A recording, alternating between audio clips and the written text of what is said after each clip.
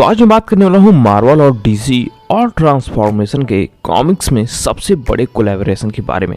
तो आपका स्वागत है मेरे चैनल एवी वॉच एक्सप्लेन में। तो यह वीडियो दो पार्ट में डिवाइड है। पहला पार्ट डिवाइड है ट्रांसफॉर्मर्स के बारे में और दूसरा पार्ट डिवाइड है मार्वल और डीसी के कोलैब के बारे में। तो वीडियो की शुरुआत करता हूँ मैं पहले ट्रांसफॉर्मर्स से। तो ट्रांसफॉर्मर्स का सबसे पहला कोलैब हुआ था जी.आई. जोस से, और ये कोलैब कोई बहुत बड़ा कोलैब तो नहीं था, लेकिन इसकी कॉमिक्स बहुत ही पॉपुलर हुई थी और कुछ कॉमिक्स बहुत ही अच्छी हैं, जिसमें से एक कैरेक्टर बेहद ही मुझे पसंद आया था और वो है स्नेक आई। बिना किसी की परवाह किए हुए किसी भी डिसेप्टिकॉन से तुरंत भिड़ जाता था, और ये कॉमिक्स इसलिए कोलैब की गई थी ताकि टॉयज की सेल्स बहुत ज़्यादा बढ़ सके, क्योंकि हैसब्रो दोनों फ्रेंचाइजीज को ओन करती है, ट्रांसफॉर्मर और जी.आई. जोस को।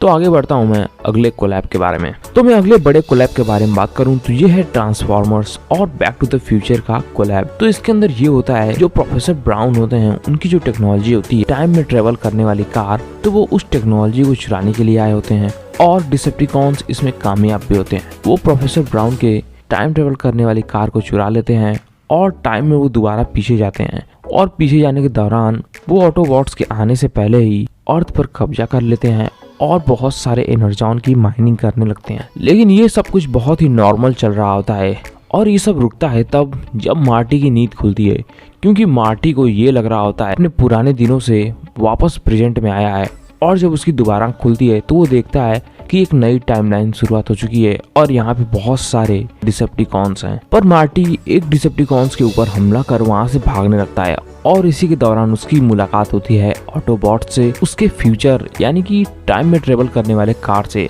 और उसका नाम होता है गीगाबॉट। तो गीगाबॉट मार्टी को वहाँ से बचा तो लेता है और उस कुछ दोस्तों से भी मिलाता है, जैसे कि ऑप्टिमस प्राइम और बम्बल बी। मार्टी उन्हें बताता है कि ये सब हम बहुत आसानी से रोक सकते हैं, एक तरीके से हमें प्रोफेसर को खोजना होगा, यानी कि डॉक्टर ब्राउन को। और मार्टी गीगाबॉट को बताता है कि हम प्रोफेसर को खोज कर तुम्हारी जितनी भी प्रॉब्लम्स हैं हम उन्हें सही कर सकते हैं। गीगाबॉट बताता है कि मेरा फ्लक्स कैपेसिटर खराब हो चुका है, और कॉमिक्स के लास्ट में यही होता है। वो लोग प्रोफेसर को ढूंढ लेते हैं और प्रोफेसर गीगाबॉट के यानी कि उसका फ्लक्स कैपेसिटर सही कर देते हैं, और वो दोबारा फ्यूचर में ट्रेवल कर सकते हैं और पास्ट में भी। तो अगले कॉमिक्स की कोलैब की बात करूं तो हमारा अगला कोलैब होता है ट्रांसफॉर्मर्स वर्सेस एवेंजर्स। तो इसकी बात करूं तो ये शुरुआत होता है पहले डॉक्टर डूम के होमलैंड से, जहां पर सभी एवेंजर्स को ऐसा लगता है कि डॉक्टर डूम की ये कोई चाल है, और या फिर वो अर्थ को खत्म करने की कोई कोशिश कर रहा है और बहुत सारी माइनिंग कर रहा है। लेकिन ये माइनिंग हो रही होती है डिसेप्टिकॉन्स को लेकर, और डिसेप्टिकॉन्स अर्थ पर आए होते हैं बहुत सारे एनर्जॉन के लिए। और इस कॉमिक्स के अंदर हमें कुछ एवेंजर्स भी दिखाए जाते हैं, जैसे कि वोल्वरिन,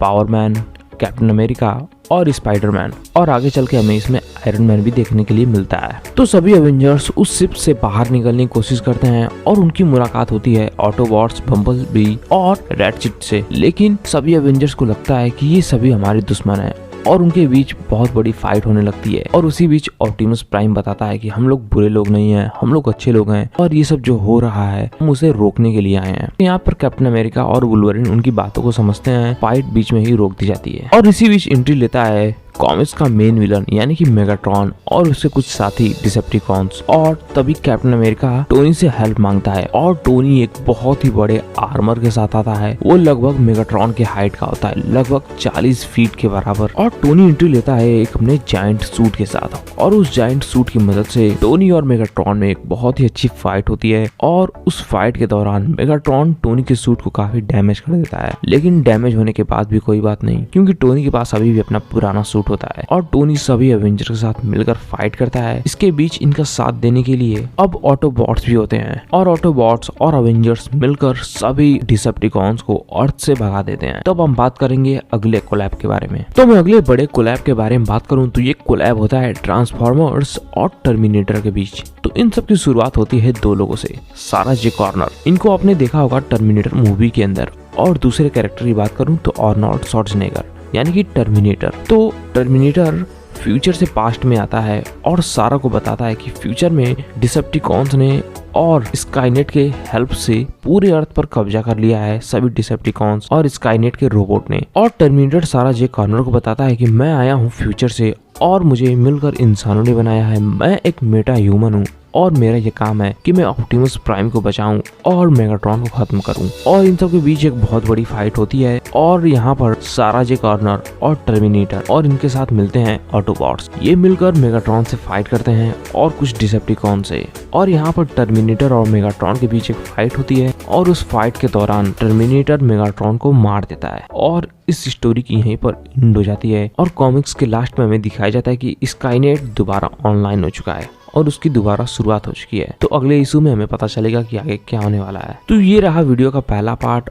और यहाँ पर वीडियो का पहला पार्ट खत्म हो चुका है। तो अब शुरुआत होगी वीडियो के दूसरे पार्ट की, यानी कि सबसे बड़े कोलैब के बारे में बात करूंगा। और ये कोलैब होता है डीसी और मार्वल के बीच। तो ईयर 1996 में मार्वल और डीसी एक हो जाते हैं और ये मिलकर एक नई कॉमिक्स की शुरुआत करते हैं और इसका नाम है एमलगम कॉमिक्स। तो इस कॉमिक्स के अंदर हमें शुरुआत में ये दिखाया जाता है मार्वल वर्सेस डीसी। जितने भी मार्वल के और डीसी कैरेक्टर हैं ये एक दूसरे से फाइट करते हैं। इस सीरीज के बाद हमें मार्वल और डीसी के जो दोनों कैरेक्टर हैं ये दोनों एक साथ जुड़ते हुए दिखाए जाते हैं। तो इस कॉमिक्स के अंदर जितना भी इवेंट होता है ये होता है अर्थ 9602 के अंदर। और इस कॉमिक्स के अंदर दो भाई होते हैं, यिन और यंग, और ये लिविंग ड्रैगोनॉल और स्पेक्टर से लगभग 1000 गुना ताकतवर होते हैं और ये इस यूनिवर्स के सबसे पावरफुल क्रिएटर होते हैं, या फिर कहा जाए सबसे पावरफुल बीइंग। इन्हें हराना लगभग नामुमकिन है। तो इन सब की शुरुआत ऐसे होती है, यिन और यंग आपस में मिलते हैं और ये लगभग कई हजार साल बाद एक दूसरे से मिलते हैं और ये मिलने के बाद एक नई क्रिएशन करते हैं। पहले तो ये अपने बारे में कुछ बातें करते हैं और दो यूनिवर्स को एक साथ जोड़ने की बातें करते हैं और फिर आपस में ही कुछ फाइट करते हैं। लेकिन इनकी ये छोटी सी हरकत बहुत बड़ा क्रिएशन कर देती है और इसी क्रिएशन के अंदर हमें देखने के लिए मिलता है दो अर्थ आपस में जुड़ने लगती हैं। कुछ नए नए सुपर हीरोज एक दूसरे से मिलते हैं। तो इसके अंदर हमें दिखाया जाता है कि सिल्वर सर्फर होता है, यूनिवर्स में किसी तरह ट्रेवल कर रहा होता है और वो मिलता है साइबॉर्ग से। साइबॉर्ग उससे मिलता है और वो दोनों आपस में फाइट करने लगते हैं। और इसी दौरान हमें अर्थ पे दिखाया जाता है कि डार्क साइड होता है और वो ग्रीन लैंटर्न के ऊपर हमला कर देता है और इन दोनों के बीच अभी फाइट हो ही रही होती है। तभी हमें सिल्वर सर्फर और साइबॉर्ग को दिखाया जाता है और सिल्वर सर्फर और साइबॉर्ग की जो फाइट हो रही होती है, सिल्वर सर्फर की मदद करने के लिए पैरालेक्स ग्रीन लैंटर्न आता है, साइबॉर्ग को वहां से मारकर भगा देता है। और इसी बीच हमें कुछ बातचीत देखने के लिए मिलती है सिल्वर सर्फर नए ग्रीन लैंटर्न के बारे में। तो वो ग्रीन लैंटर्न बताता है कि मैं दूसरे यूनिवर्स से आया हूँ, कोई बहुत ही पावरफुल कॉस्मिक बीइंग है जो पूरे रियलिटी के साथ छेड़छाड़ कर रही है और इसके वजह से हमें बहुत बड़ी तबाही देखने के लिए मिल सकती है। तो इसी दौरान हमें सिल्वर सर्फर बताता है कि मैं एक कॉस्मिक ईटर के लिए काम करता था और वो था गैलेक्टस। पर इसी दौरान हमें ग्रीन लैंटर्न बताता है कि ये कुछ अलग है और इसकी ताकत मैं महसूस कर सकता हूँ, ये बहुत ही ताकतवर है। और तभी हमें न्यूयॉर्क सिटी दिखाई जाती है और न्यूयॉर्क सिटी के अंदर स्पाइडरमैन स्विंग करता हुआ मिलता है जोकर से और वो उसको देखकर काफी हैरान होता है क्योंकि वो उससे कभी नहीं मिला होता और जोकर उसके ऊपर तुरंत हमला कर देता है।